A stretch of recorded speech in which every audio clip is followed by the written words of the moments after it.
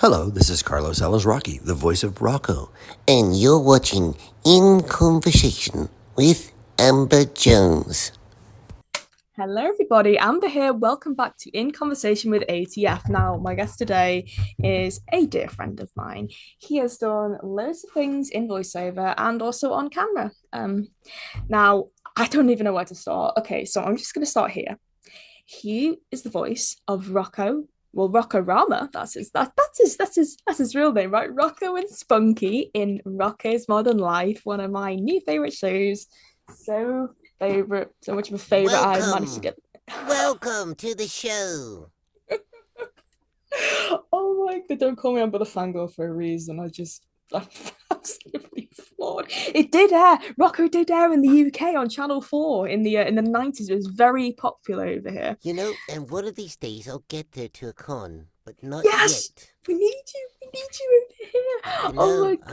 I'm trying, but yeah, somebody told me it did air on Channel 4 back in the day, and it's you obviously recently talked to Joe Murray, who birthed it all, and he's got Figo and the Magic Fish. I think is Figo and the Magic on Fish. His site.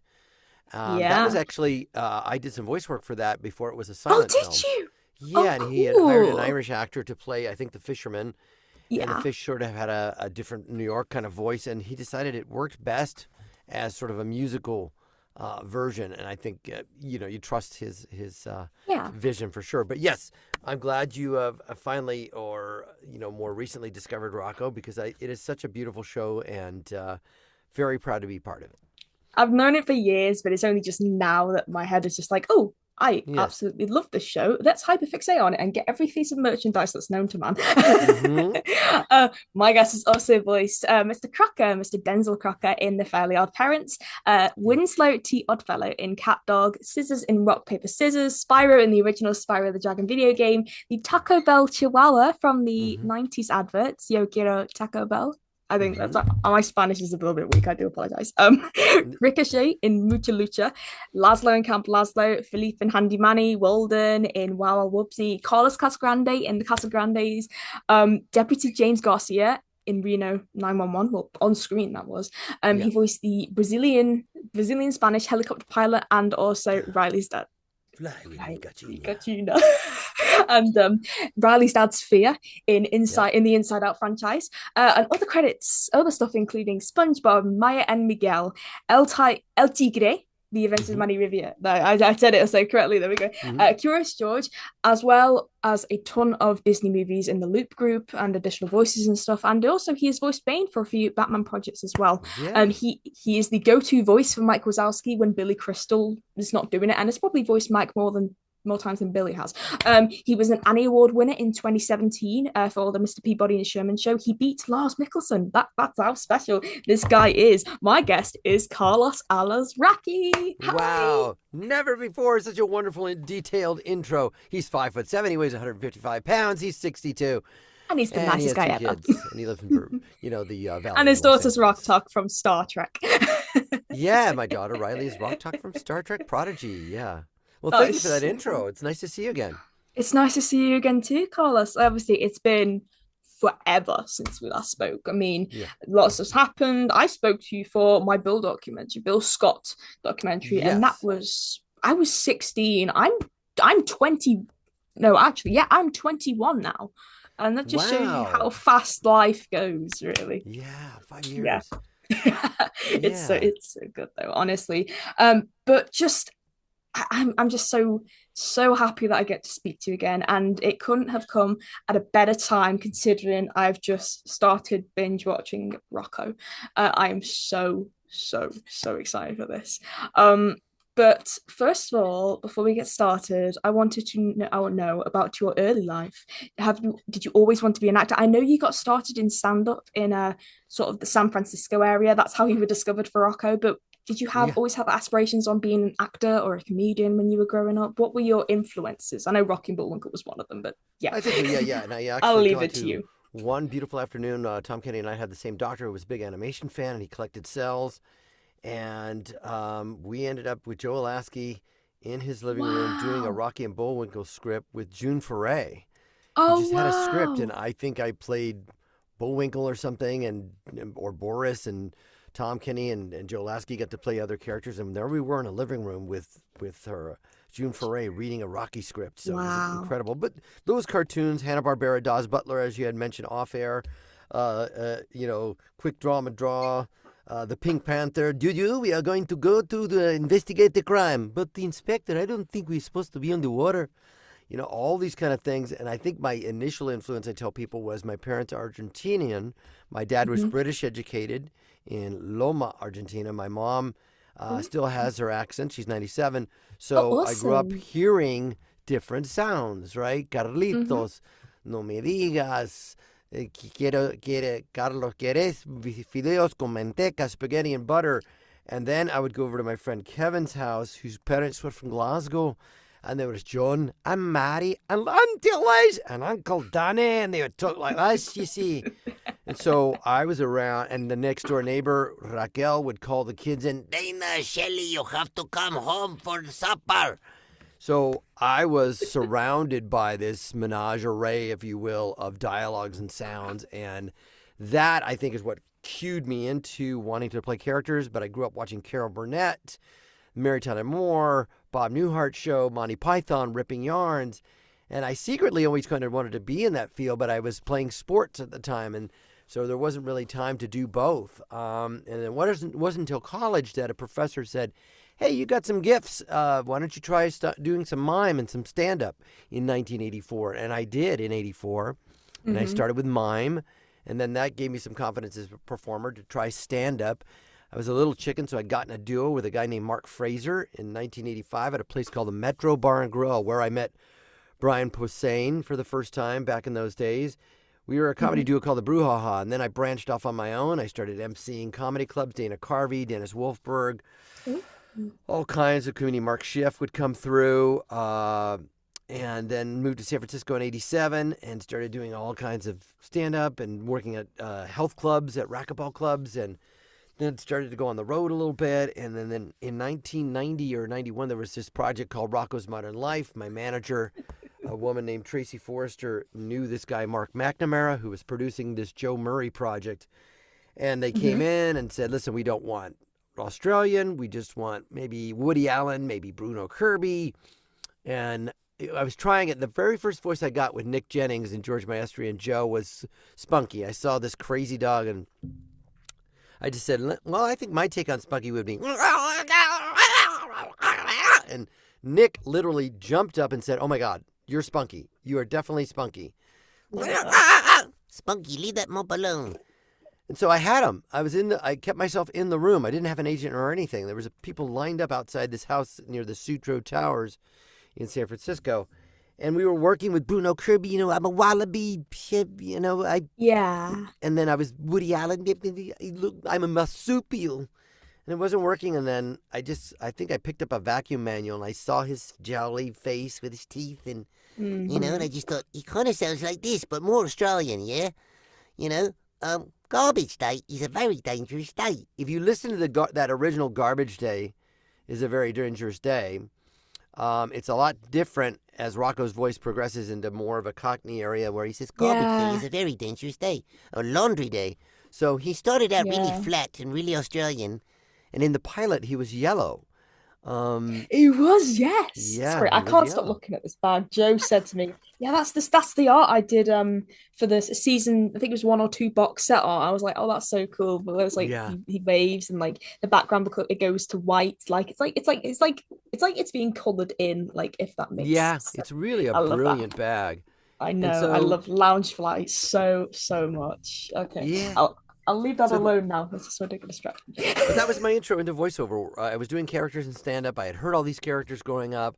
I was able to do them. As Billy West says, I could already participate in theater of the mind, which is, when I tell people about voiceover and they say, well, I don't know if I do characters. And I said, I bet you if you have a baby brother or a little baby in the house or a puppy, you do a character.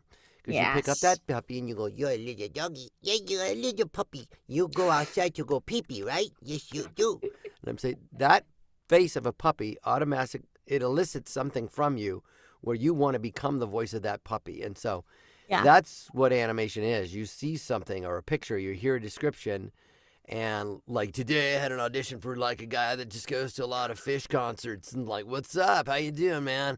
That is so good. You see that guy and you pretend to be that guy. And so that's how I was born into this. I already had that ability, but Joe had this magical show and I was right voice, right place, right time. And I think Joe's a very kind person. So is Nick and George. And we connected on that kind of energy first. And Rocko really mirrored my experience, you know. Rocko's this guy living out of town for the first time away from mom and dad, trying to navigate life as a young adult. And so was I, even though I was 31.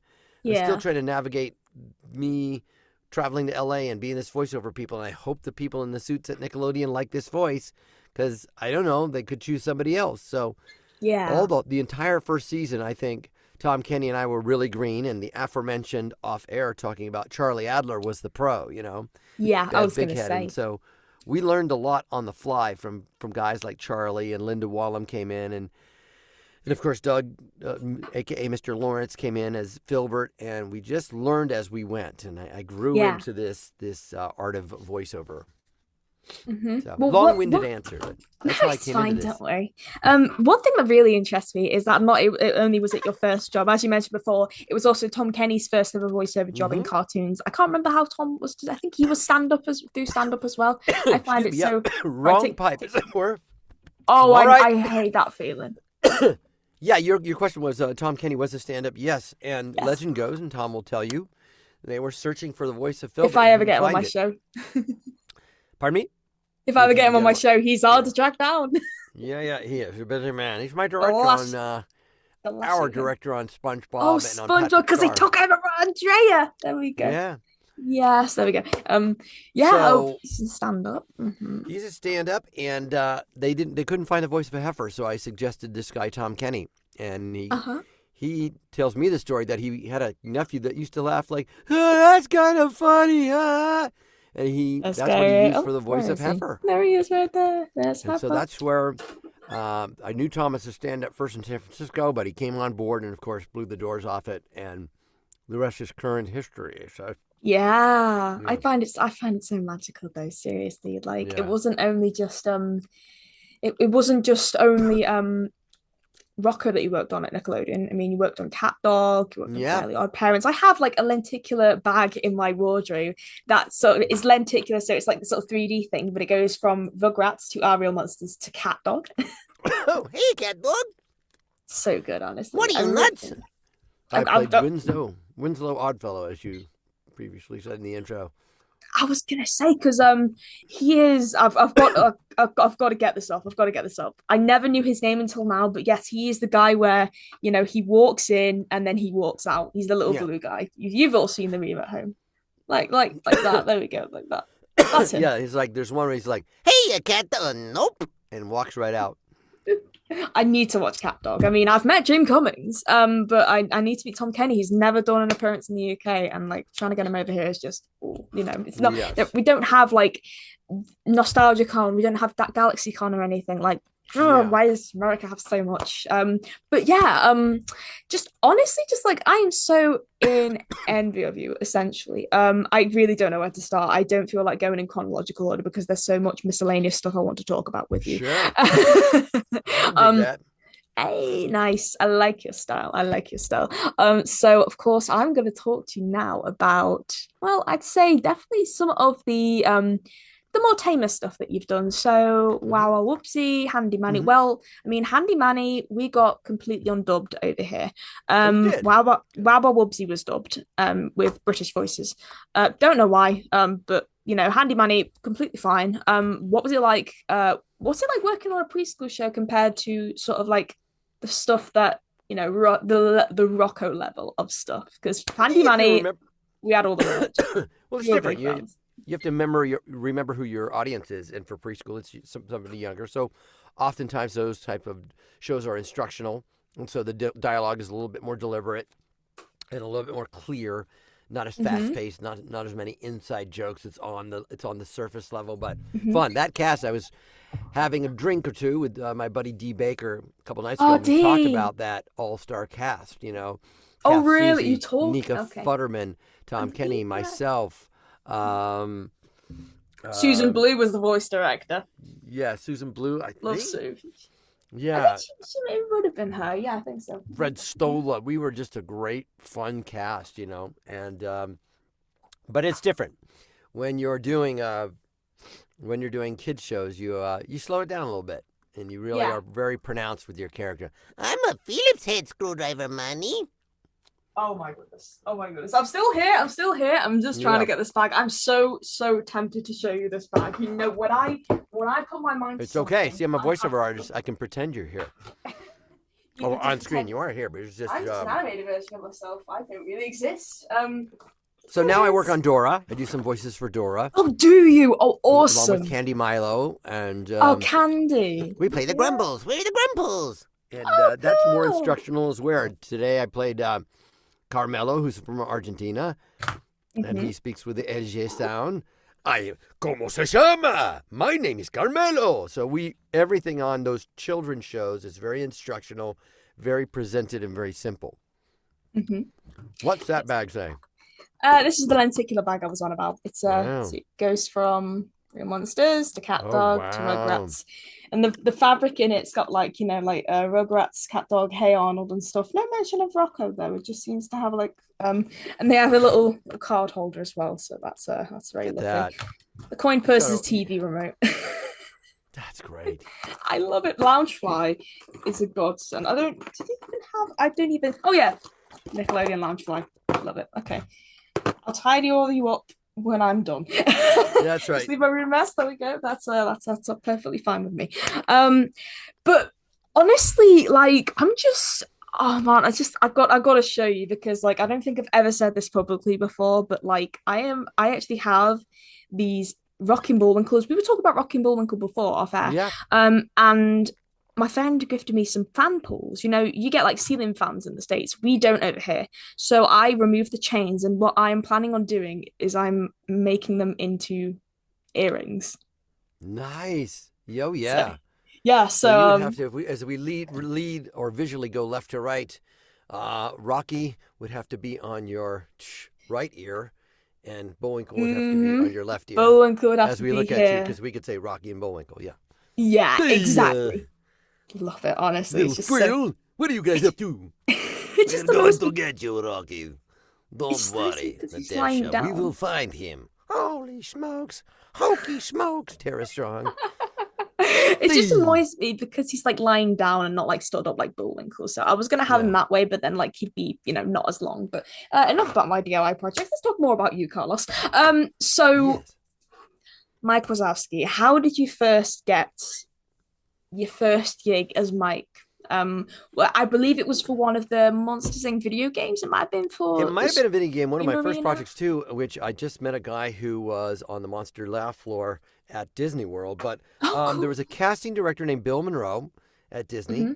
Yeah. And they were having these auditions for Mike Wazowski sound-alikes because Billy Crystal's very busy, doesn't do all the projects, and just much like Tom Hanks abdicates his talking toy jobs to his brother Jim Hanks, Billy says, no, I'm not going to do these projects, so go ahead and hire he doesn't give the commandment. So Disney said we're going to look for a sound-alike. I had no idea I was anywhere near his voiceover tone, but Bill Monroe, who had heard me do some other stuff, said, yeah, you're a tenor, and I think you should do some research and see if you can do it. I'm like, I think it's going to be a waste of time. So I got the movie Forget About Paris, where he plays a basketball referee with Deborah Winger, and they go out. And I started watching it back and forth, and Bill Hickey's in that movie, too. Donuts. You asked for it, you got a Toyota. Sally. That was the voice I was really intrigued by, but I kept watching him, how he moves his mouth, and all right, you know what, I think I'm in the neighborhood, all right, I'm a little Muppety. And they said, yeah, come on in. And then I worked with Ben Hoppy and Brian Monroe to develop the voice, to take it out of the Muppets, to really sort of get it, my one eye. And then from there, I started doing more and more and more and more. And now, as I started to do it, I started to realize the wonderful complexity of a character that Billy Crystal created. His highs and lows, his subtlety to go from, my one eye, there's monsters over here, to, you know something, Roz? One of these days, how he can drop down and really change his tone. So that's taken literally 100 hours to kind of learn. And sometimes I feel like I'm really on voice and it's perfect. And sometimes I'm like, that's close enough. I think they'll buy it. But that's how I came about it, by somebody telling me to audition for it. That's and it's something awesome. I've practiced and refined and really tried to work on to honor what a great character that Billy has created. I think it's just so subtle and wonderful and fantastic. Definitely, I agree. And again, we were talking off air about Disney Dreamlight Valley. I'm absolutely obsessed with that game. So hearing I don't even remember any of the lines. You could probably tell me. I don't know. Sometimes when you go up to Mike, he just says, "How you doing? How you doing? How you doing? How you doing?" Yeah. And sometimes it's a lot of cheers, a lot of yay! You did it! Woohoo! Yeah, the thing that you get, if you can get the my one eye, you're in there for the higher register for sure. And just pay attention when he talks to Roz. He's really like, I'm on my last nerve with you, Roz, and one of these days, you can catch the subtlety. I met a guy I work with on the Disney laugh floor, and he's like, because one of Mike's lines in that was, "Everybody had a great time at a show, except for that guy." And he goes, "I've been that guy 3 times. Every time I go, I get picked to be that guy." Yeah. So. I mean, someone should have. There's this guy. He uploads like all of the lines from Dreamlight Valley. He doesn't seem to have done Mike and Sully's, but I've noticed like John Goodman does return a lot, like for Sully, and he is in Dreamlight Valley as well. But I just find it's just, I wonder why Billy just isn't available. But I mean, we get you instead. Yeah, I know. And then the guy who does Chris, I forget Chris's last name, and they just told me Chris does, a guy named Chris, and I forget his last name, does Sully on Kingdom Hearts 3 and other projects. Ooh, I don't know. His Sully is just magical. It's fantastic. I'm gonna have a look now. Sully behind the wall. Look, Kingdom Hearts 3, voice of Sully, Chris. Oh, hang on. No. Here we go. No. It's somewhere. Christopher Swindle. Yeah, Chris is wonderful. He did it on Speedster. Oh my gosh, yes, I know him. And so there were times where we got to work together, and Paul McGrath, the Disney engineer, who's really hosted Billy and John, is looking at us in amazement, just going, "Man, you guys are like, you're there." It's like watching Billy and John, which is like high praise, Yeah. But Chris Swindell's Sully is magical, and I got to work with them a couple of times, and back and forth when they had interactive dolls. Oh, so awesome. Billy is a busy guy, and so luckily for me, I think one of the oddest jobs I ever got was during Howl's Moving Castle. He played Calcifer, the voice of the fire, and he was doing the play 700 Sundays on Broadway and didn't want to wear out his voice, so he couldn't scream. So for all the Calcifer screams, the fire, that was me. So I got to do all the Calcifer screams for Howl's Moving Castle, and then eventually I did Ponyo as well. So, have you ever met him in person? I did Crystal? Briefly. Did you? A premiere for something, maybe one of the Pixar movies, and I came out, and at that time he was on The Comedians with Josh Gad. It was a show about a comedy duo, a young and old guy trying to be a comedy duo and sell the show with sketches. And I just said, "Hi, I'm a Clipper fan, and it's really nice to meet you." He goes, "Nice to meet you." And I'm like, that was it. It's okay. I never said anything, I just said, I enjoy your work very quickly. That's awesome. That is awesome. And we're both Clipper fans, so we're both in pain. Los Angeles Clippers. Should have talked to him as Mike. You should have said it in your Mike voice. That would have been. No, I would never.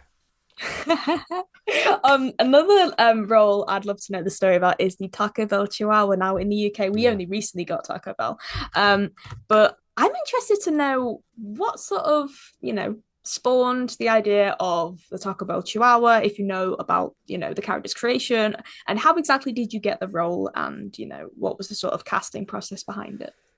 As the story goes, eventually they did end up ending the campaign. Taco Bell got sued by a Michigan ad company who had created a campaign for a talking Chihuahua. They passed on that. They went with Chiat Day in Los Angeles, therefore the lawsuit.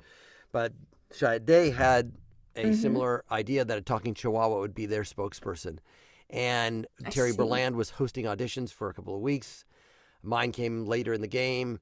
I traveled from Burbank to the west side and began to deliver what I was used to seeing with those types of characters, which was Hanna-Barbera type of, Speedy Gonzales and, yo quiero. And she's like, nope, don't want to hear that. Been hearing that for 2 weeks. Everybody's doing that. Do your own voice, if you would. Yo quiero Taco Bell. Maybe just do it a little bit lower and slower. Yo quiero Taco Bell. All right. Thank you. All right. Whatever. Waste of time. About 2 weeks later, they like it. We're going to make a demo. Yay, I got a demo. They're going to turn that demo into a commercial spot. Yay, I got a commercial. They really like this commercial. Come on and do another one.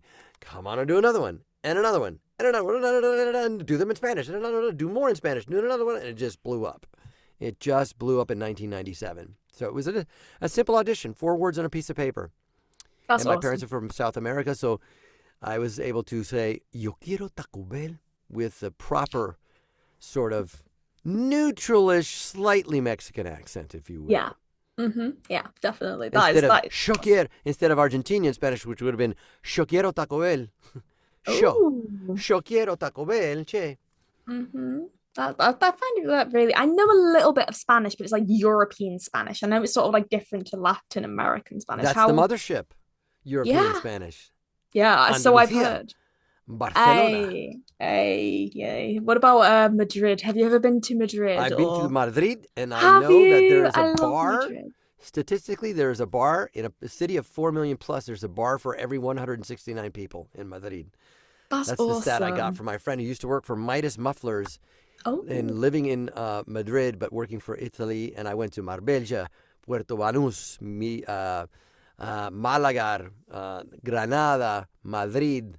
I did not make it to Barcelona, but I went to those places. Madrid is just booming. There's a pulse there. It's incredible. So that is awesome. Yes, yeah, I've been to Madrid.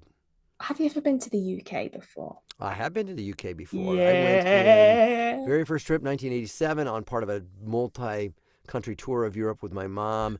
And then later back to England, went to, St. John's Wood, did the whole Abbey Road crossing, Abbey Road Studios. We went to Savile Row, and we got to see Apple Records.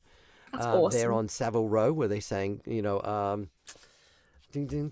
Get Back was the last live concert on the roof, right? Yes. And we went in 2010 for vacation to announce that we were pregnant with Riley to our friends, and we went to a 49er game, American football game at Wembley. So awesome. I have been back then. I don't think I have been back to London since 2010. Wow. Or UK. I've been to, since in Belgium, where the aforementioned Joe Murray lives. I've been to Bruges and Ghent and Antwerpen. But yeah, London, my last trip to the UK, although 2008, I think this counts. We went to London as well because we had to fly out of Heathrow. We went first to Edinburgh, then over to Glasgow. From Glasgow, we went over to Kerry in Ireland and to Dingle on the west coast. So I've done Ireland and wait, Dingle as in whereabouts is Dingle? West part of by Sherry by why am I forgetting the name? I was gonna say by Galway, I think. Oh, I thought you meant Dingle in Liverpool. Sorry, I was like Dingle in Ireland. It's a musical town that actually Grey Delight told me about. It's a very cool. The kids speak Gaelic. It's a tiny little town with a dolphin named Fungi who lives in the bay, and it's very provincial, and it's very nice staying there in Ireland. It's a great time. I love that. Right. Okay, suspense. Carlos, I'd like to talk to you now about something really wholesome and something that I've wanted to talk to you about for, I'd say, quite a while. So your daughter Riley is an actress, a voice actress. And your other daughter Austin, I believe, is she does some stuff for Summer Camp Island and that's a couple other things, Puppy Dog Pals and stuff. Now, I know that, I've spoken to a few voice actors before whose kids have become voice actors as well, and I'm always so intrigued to sort of hear the story about how they first did voiceover. Were they asked to do a voiceover job, by chance because the director or something knew you, or did they always want to be a voice actor? How did it sort of come about for both of your children, particularly Riley? Because is Star Trek Prodigy still on, or did they stop? It's still on Netflix, I believe, season 2. Yeah, there was always a hope that it would grow and come back and continue to grow, and one never knows, right? But a beautiful show. And we had a buddy, Scott Parkin, who was teaching classes here, in commercial acting classes and voiceover classes. And the kids were young. We used to go to the beach, and then we'd go jump on the water. And we talked with Scott, and we said, yeah, let's throw the kids in some commercial acting shops just for fun. And then they got an agent. They got some auditions through my former agent, Arlene Thornton. She's still with them. And then, they started auditioning for things. And then there was this project called Star Trek Prodigy. And they were looking for a voice for this character. And she walked in. She was 8 years old. She had been watching Newsies her whole life and Studio Ghibli, and we showed them all that wonderful animation. Well, we showed them Song of the Sea, the Irish Belgium project. They did Wolf Walkers as well. So she was very adept at doing voices and making sounds, and quite a good actress. And went in an audition, and one of her favorite TV stars auditioned for the same role on a children's show that she watched. And she just had it. She had this moxie. She had this spirit. She had this spunk. And Dan and Kevin Hageman, I believe it's Dan, Kevin and Dan. Yeah, they really liked what she brought to Rock Talk. And we went to New York Comic Con 2021, I think it was. And it was a big premiere, and there was this big reveal. And Rock Talk, they get this little star thing that lets them speak each other's language. And she's like, I didn't touch anything, I swear. And everybody's like, just fell out of the floor that this giant rock monster that made these had this little girl's voice. And Riley just fell into it naturally. She's a really good actress. And although now, while she auditions for stuff, she's not want to be a child actor. She's want to be in her choir, to play volleyball, to have the regular experience. And if some auditions come up, particularly for voiceover, she's able to do those. Because on camera takes a lot of time. But she's very proud to be Rock Talk. We did the Farpoint convention with Billy West and Mr. Cruz. I forget Mr. Cruz's last name. He was one of us on one of the Star Trek shows. But it was the three of us in a corner, and we did our con together.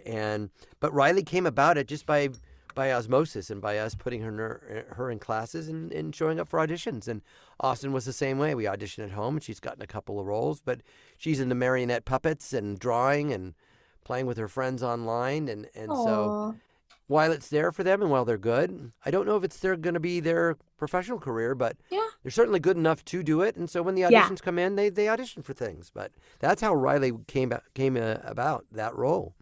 What games does Austin like playing? Was it Austin? She does like a Roblox thing, a Human Fall Flat with Dad. There's another one she plays. Does she play Fall Guys? I think she does play Fall Guys. Yeah. Yes.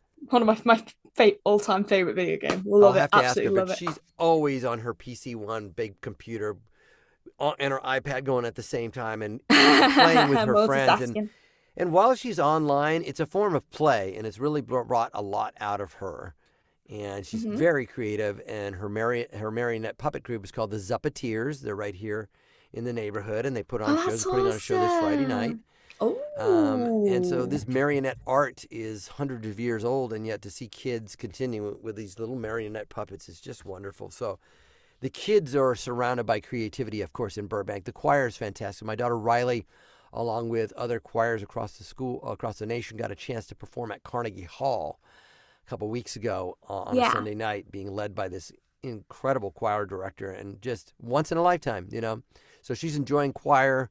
She's enjoying volleyball, and when those voiceover auditions come in, she can nail them. She's solid, but it's not her. Awesome. It's not her career right now, but that's okay. Yeah. I do it on the side. I do voiceover on the side. I mainly do video editing and stuff, and it's just I don't see it as a profession, a full-on profession for me right now because of like my status. Being in the UK, I can't be working on animations. You have to be back to LA and stuff. But I completely, I'm solidarity with you.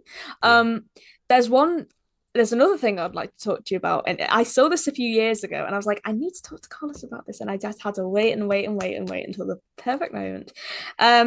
There is a really lovely photo online of you, because you were in Happy Feet 2. You were one of the voice actors. This absolutely adorable picture of you.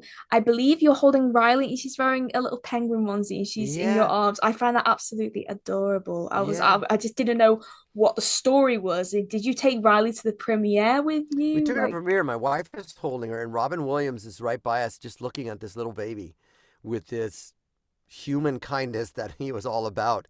And it was just this magical moment for us and a magical picture for us with Robin sitting there just going, oh, look at that baby. Because he obviously Zelda and his 2 other kids, and I think it's 3 total, but I know Zach is 1 and Zelda's 1. I think he had a third.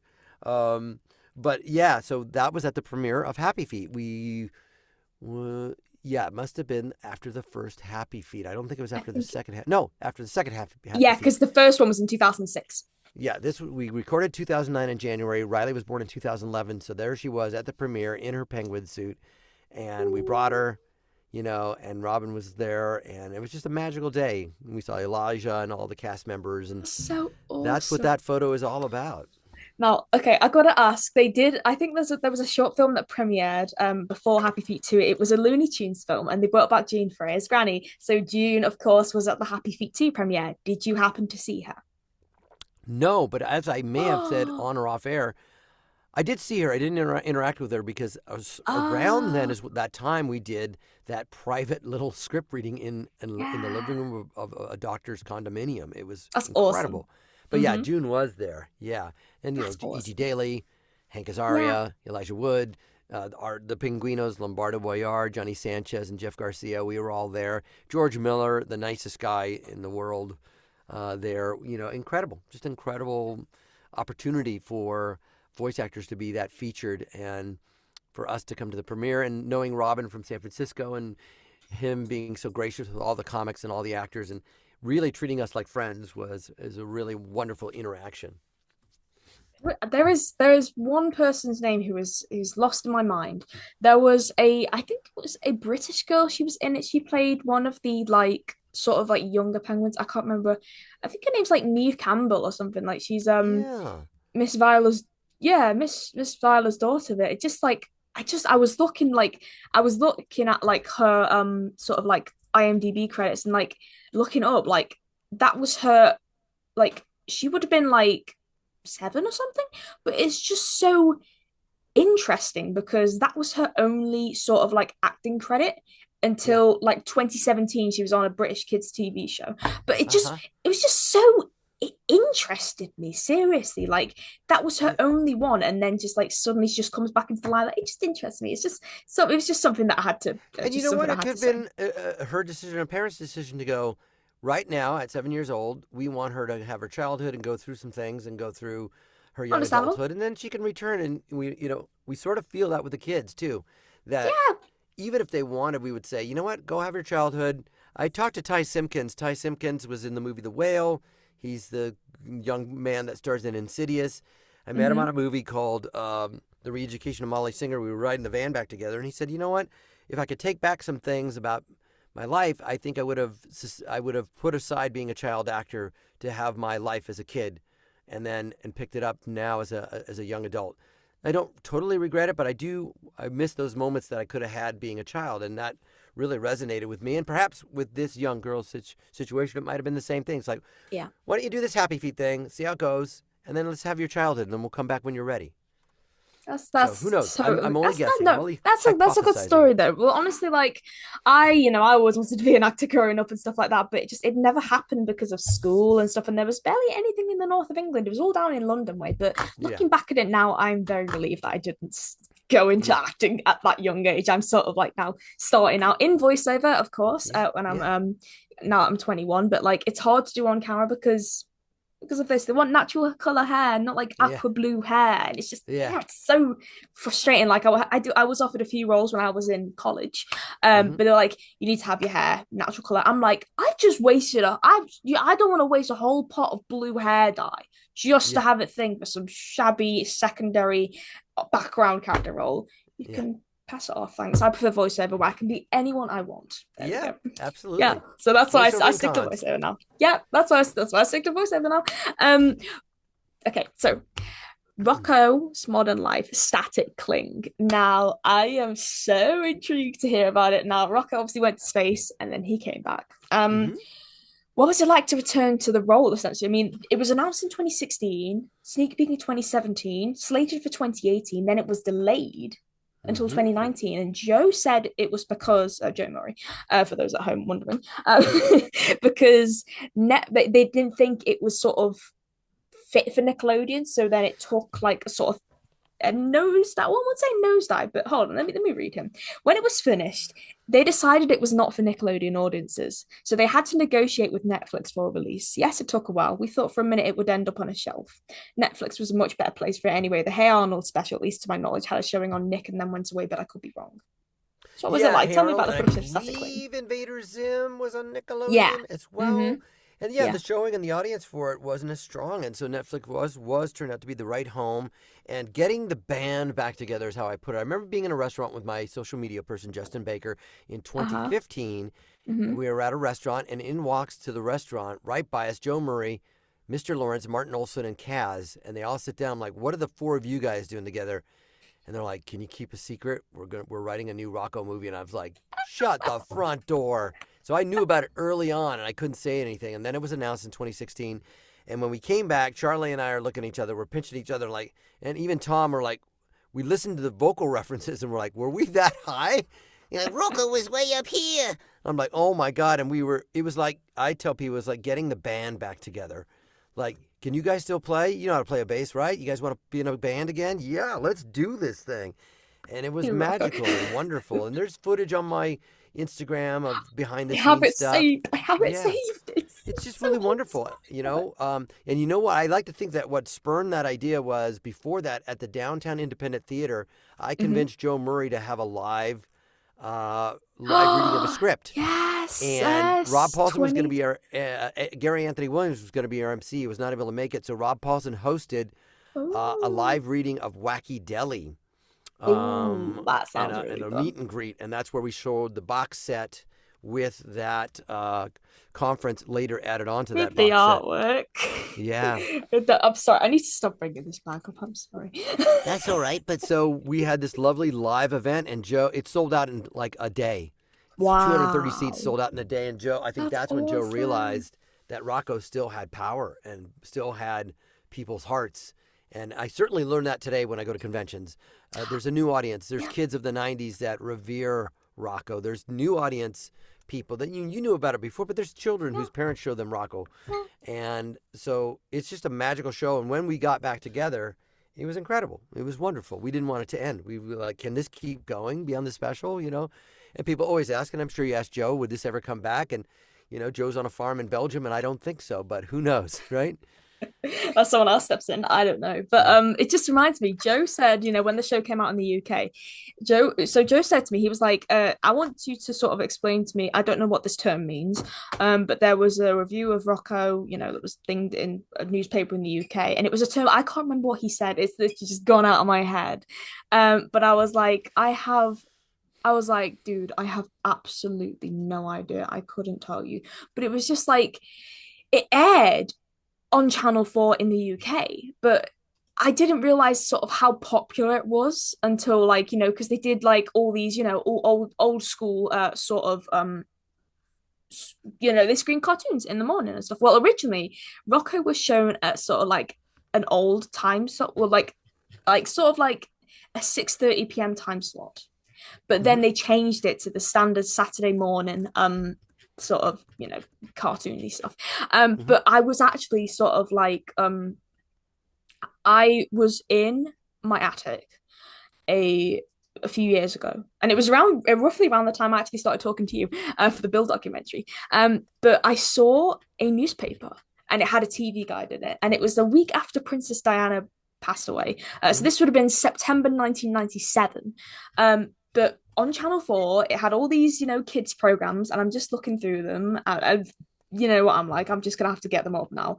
But like, it had all these things, you know, Hong Kong Phooey, Hammerman, Doug, Inspector Gadget. What's that in bold? Rocko's Modern Life at 9:20 a.m. And it's just, apparently Rocko was just a huge hit in the UK, which actually surprised me, to be fair, and it made me very happy. Yeah, you know what a dream would be, to get the gang back together, to go to a con with Joe and Charlie and Doug and Linda Wallum and Tom and Jill Talley, and just do a live reading again, and have a conference and a signing, and to meet fans from the 90s and the new fans. So I think they would really dig it if we went over the pond, as it were. Yeah. And who knows? Maybe that can happen. Maybe we can, cosmically speak it into existence. But that would be wonderful to meet fans that can't come here in person. I'm really proud of that voice. I'm really proud of the development of the show, Joe's vision, how sweet that show is, and what a complex character Rocko is. I call him a sort of a Winnie the Pooh type of character, but he's a little bit more decisive and angry and older sometimes. He can get upset. Lazlo's happy all the time. Hey, Scoutmaster Lumpus, being Scouts, it's going to be a great day, but Rocco's like, you did something very not nice. He can get upset or he can be afraid, and he's a very complex, wonderful character, and the characters that surround him are brilliant. It's just brilliant, vibrant painting with Heifer and the big heads, and oh my gosh, Phil Burton, Dr. Hutchinson, and Peaches, and really, really big man, and Bloaty and Squirmy, and Rocko, you need to exercise. I've just gone through my computer history. Don't ask, I'm like that. It's the autism in me. I had to look up the term. That's a great T-shirt, by the way. Oh, thank you, Mystique. No. I want you to make that into a T-shirt. It's the autism in me. Oh, that's actually perfect because I've got to show you this. Brilliant T-shirt. Yep. I've actually got to show you this. Right, I saw someone online wearing this, and I was like, I've got to have this T-shirt, and it's like. It's a skull. Autism. It's like a skeleton. Oh yeah, it's great. I want to get that. Oh, what should I say? Like, just it's the autism in me, or sorry about that, it's the autism in me. Yeah, I don't even think you need to say sorry about that, because I think it's such a wonderful. It's magic. Autism is magic. It's magic. It's a different kind. It's a different mind. It's a brilliant mind. It's a vibrant mind. Just wired and it should be really colorful because autism is colorful. It just brings more flavor and pop. So I don't know but I think that phrase needs to be in it. I'm gonna design a T-shirt that says that. Simply say, "Hello, it's the autism in me." Like, I just had to. As I said, I went on my history and I was like, so Joe was like to me, "Do you know what barmy army means?" Because he said he read a review of Rocko in a British newspaper from the 90s, and they described Rocko as barmy army. I was like, I have never heard of that term before, so I googled it, and I'm like, barmy army is something about supporters of a particular sports team who are known for their vociferous support during matches. No idea, never heard of it. There's no other term unless you just mean like something about the mid-90s. The English fans would travel all the way down under to witness with depressing regularity England to lose another match. I don't know. God knows. I don't know. I mean, I never heard of it, but it was very interesting to hear. But I just found it really funny. But honestly, just like getting everyone back together. I mean, I've managed to sort of like reach out to every single part of the Rocko cast, apart from Linda. Like I've just reached dead ends with her. Are you still in touch? Well, I mean, silly question. Of course you are. Are you still in touch with a lot of people from the cast, like Charlie? Yeah, certainly Doug Linda? and Tom I see, and Joe Talley. Joe occasionally via a private message or some of his posts. Yeah. But Doug, Tom, and Jill the most for sure. Linda Wallum I haven't seen in a long time, since 2016, I think. Ooh. But those core four for sure. And what about Rhonda? Oh yeah, Charlie. Rhonda. I call him Rhonda. Yeah, Rhonda because Charlie, the voice came from a play that he was doing. Rhonda, be a good girl. Such a good girl. Rhonda, lay down. Rhonda, you and him need to have a Rhonda off. Good girl. So every time Charlie has a birthday or an event, I say, Rhonda, I love you. And so, of course, Charlie Adler I see from time to time as well. But he's brilliant. He's the last row of fireworks in a box of fireworks. The brilliant ending. He's just. You and him need to have a dude Rhonda that off. we all learn from, and Billy West occasionally. And but yeah, Charlie is. It would be, like I said, it would be wonderful to get the gang back together in some sort of. You and him need to do a Rhonda off. Actually, you're represented by Celebworks, right? Yes, and some Charlie is as well. Who else is there? I'm not sure. I don't think Tom's represented by them. Tom does some events with Celebworks as well. A couple of us still do things for celebrity talent booking, which is Jeff Zanini. I just did a con with another company called Talent for Cons. Oh. So, but mainly Celebworks, and we've got a Fairly OddParents panel going out, and then Tom Lennon comes out occasionally. But if you've seen my Instagram, Mary Birdsong, Cedric Yarborough, and I got attacked by the Jawas at the Richmond, Virginia Comedy Con. It has over 1 million views. The Jawas came and mind melded us and tried to steal us away. So, That's so funny. I would love to try to put together a Rocko panel. I believe Yes, I mean, it could Kenny be... and I are going to be together, although I don't know if we're Oh. going to do a panel at the NostalgiaCon June 6th through 8th in Oh, yeah, Anaheim. and Charlie's going to be there as well. Oh, we have to do something. Wait, you didn't know Charlie had been announced? Oh my, I'm so jealous. I'm so jealous. So I'm not going to make something happen where we get to do a panel. Oh my We God, have I'm to so make it happen. jealous. I'm not in LA until July. I'm so jealous. Oh my Ah. gosh. You just need to get Doug and Joe under Celebworks as well, and then just Yeah. persuade Neri and Chris to bring it all We'll to the come UK. to Belgium. We'll come to London, man. We'll fly They there. do a sure. Comic-Con in Belgium. There is. I swear there's a Comic-Con in Belgium. Why have I just gone all bright all of a sudden? That's really weird. I don't know. It's the autism. In you. I love that. I think it's Antwerp Comic Con that there is. Yeah. So Antwerp's great. yeah, I've never been there, but I'd love to visit, sort of, because Joe Beautiful city. Mori has now inspired me. Why have I just gone all wild? And why is that? It's your aura. It's the autism in me. It's suddenly, I have become more pale. Speaking of Tom Lennon, as you just mentioned him before. Okay, I really need to do something about this lighting because it is bothering me. Okay, there we go. There we go. That's a lot better. That's a more neutral.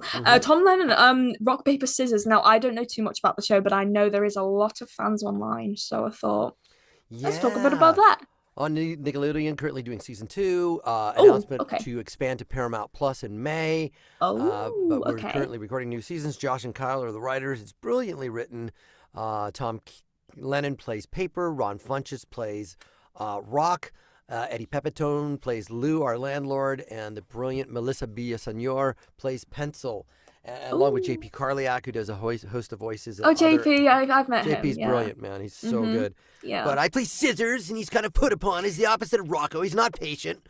Why don't you guys listen to me? If you did, we'd have great things and never lose competitions to the Rat Brothers. And Lou is always raising the rent. And it's not going to happen anymore because I've got a brilliant idea about a power shark that swims in our apartment. Yeah, so Scissors is full of ideas and full of plans. And Paper, I have a brilliant invention. None of your inventions work, Paper. I want to be a model. And there's 3 guys. It reminds me of Bottom, a great British show with Rick Mayall and Ade Edmondson. It has that feel to it. Just a couple of 3 blokes instead of 2 trying to make their way through life, except they don't kill the gas man with a frying pan. It's the gas man! The gas man! Ding, ding, ding, ding. You killed him just as he was waking up. I freaking love Bottom. Like, gas man, Eddie Hitler, get down here at once. This is really silly. So blast that vicious gypsy slag wagon. Mine is shut your ears. I'm about to say something. I just... One quote that just really stands out to me is the episode where Richie breaks his leg after falling off a stepladder when he's trying to put up decorations and stuff. I can't remember what the context was, but then he just yells to Eddie, you'll see my knob, or something like that. I can't remember what he was trying to do, but it stuck with me in my mind. It's like when you give your friend your phone and they start swiping through your photos, you'll see my knob. You'll see my knob. Yes. It's so funny. I love it. It's so funny. Good stuff. I love Bottom. What other British stuff do you like? What other British shows or well, culture? Before back in the day, Ripping Yarns, the 2 Ronnies, of course, Python, Faulty Towers. Got to meet John Cleese in the lobby in Calgary and his daughter Camilla before doing stand-up.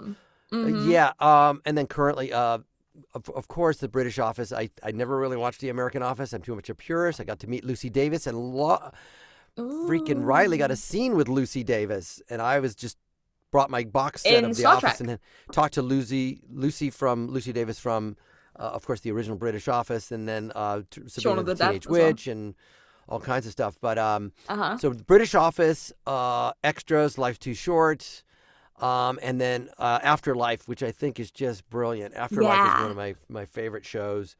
Well, if you're talking British shows that are not comedy, Black Mirror is British based, but okay. Yeah, if you hold up your hand, it just says that thing. Have you ever seen the BBC sitcom Brushstrokes? I have not seen Brushstrokes. You have not seen it. Okay, it's just become a running gag with my friends, but it's an actual sitcom, and I just randomly ask people, "Oh yeah, have you seen Brushstrokes before?" But it's just like Brushstrokes, no. So many BBC sitcoms, like you've got Porridge, you've got Dad's Army, you've got Only Fools and Horses. Like it's just such good, comedy stuff. It's just so, it's so great. And, I own the box set of Ramsay Nesbitt with Gregor Fisher. Nice. Now, have you seen what was it? Still Game. Pardon me, Squid Game. Still Game. Still Game. No, I haven't seen Still Game. It's so good. It's like it's the Scottish comedy show. It's like so good. I'm gonna have to watch it then. Yeah, it's so iconic, and like so many other ones. Have you seen Ramsay Nesbitt? I've heard of it, but never seen it. Brilliant it is. Showing our age, I think my brother has it on VHS. It's good. It's good stuff. Yeah, so I've heard. It's just all these different people. It's just so magical. Like my favorite line from that show is like, "Is there anything else I can help you with? Skip it, crack your face, and make your ass jealous. Why don't you?" I think there is a line that sticks out in my head. I think it might be from Still Game, but like it's like language warning. He's like, did you call me a fat bastard? And he's like, no, I'm just wishing you the best for when the time comes. That's great. I love it, mate. Just anything Scottish, like Scottish comedy is beautiful. Like it's wonderful. British, Irish, Welsh. I think Scottish. It's is all like, the timing, the musical lyricism of it.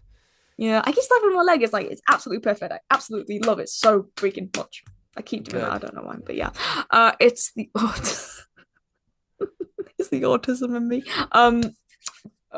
Right. Okay, and for especially people that you might want to repeat that phrase, right? It's the autism in me. It's the autism in me. It's the autism in me. It's the autism in me, because I think that seems to be one of the benefactors of that.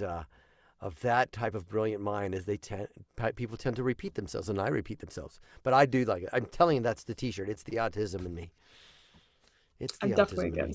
I'm getting a T-shirt now. I think when I do say something brilliant, I'm going to attribute it to that, because I think everybody has some level of an autistic side of their personality or of their brain where something clicks and it's brilliant and it's vibrant for just a second, and I would attribute it to that. Like, that must have been a stroke of brilliant autism that just happened to me. I got the right voice at the right time with the right energy.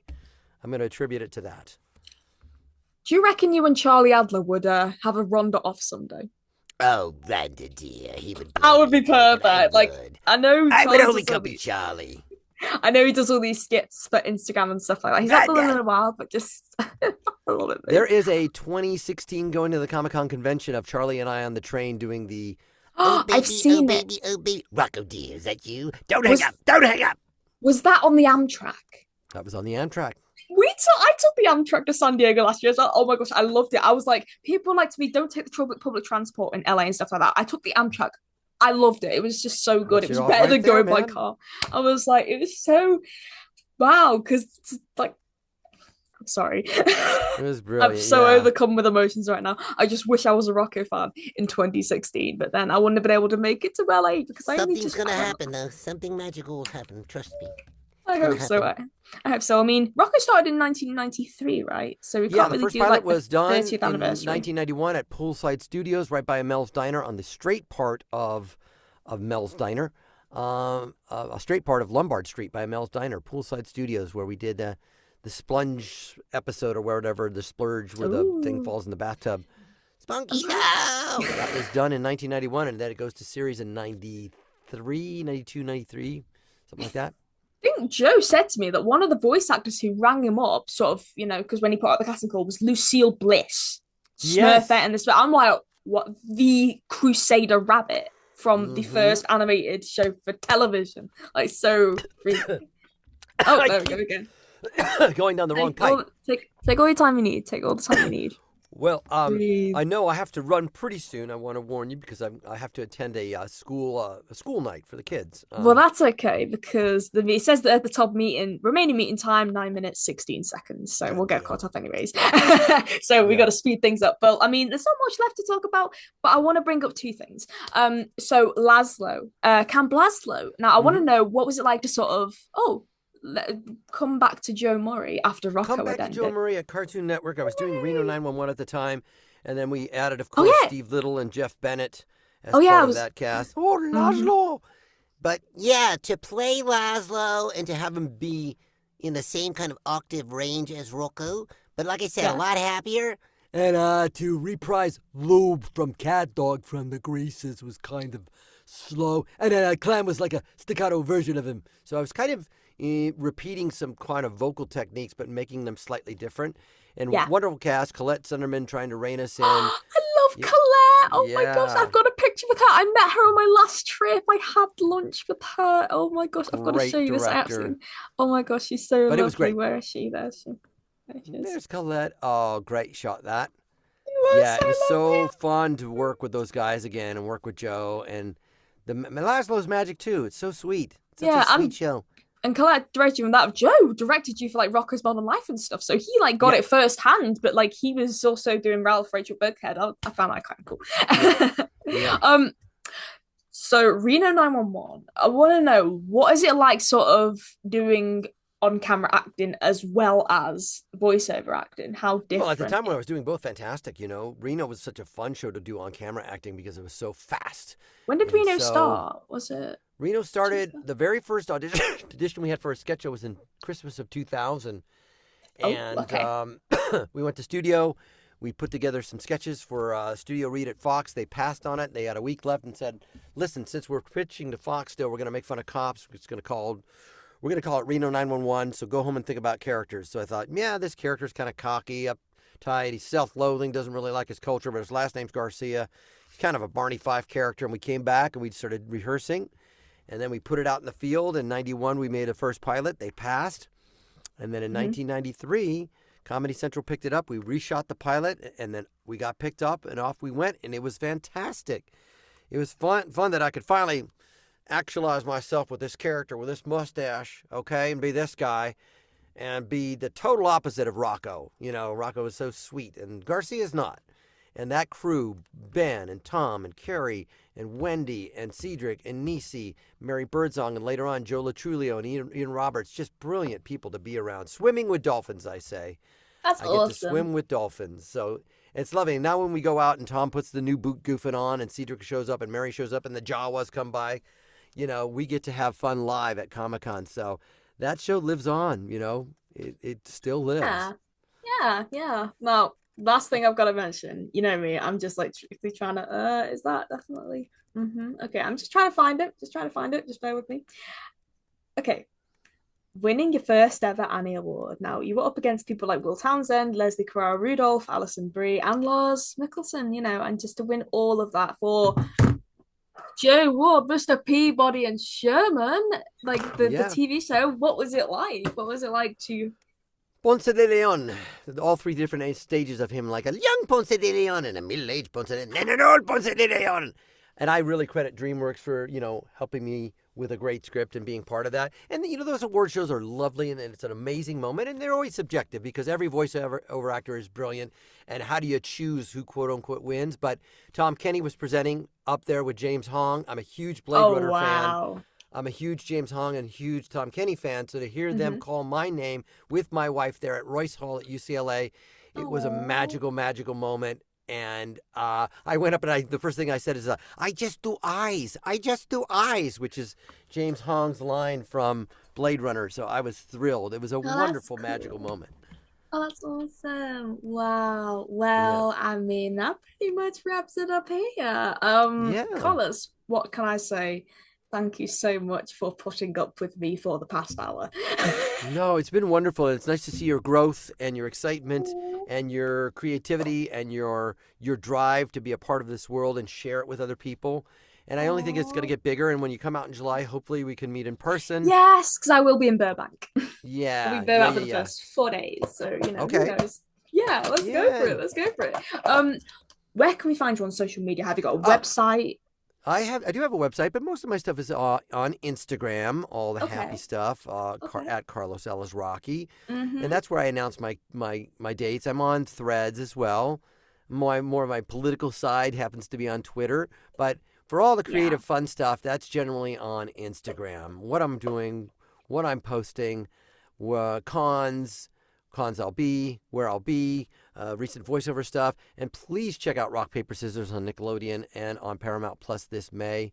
And that's where I am online. CarlosAlazraqui.com too. Awesome. I'll get all those linked in the description to you at home. Thank you. Yes, you right there, sitting there looking at this on your phone or your computer. Thank you so much for watching this episode of In Conversation with ATF with the lovely Carlos Alazraqui. I hope you enjoyed watching this as much as I did filming it. Don't forget to like, comment, subscribe, and we will see you around. Bye-bye, everyone. And cut. Yay. There we go. Yay.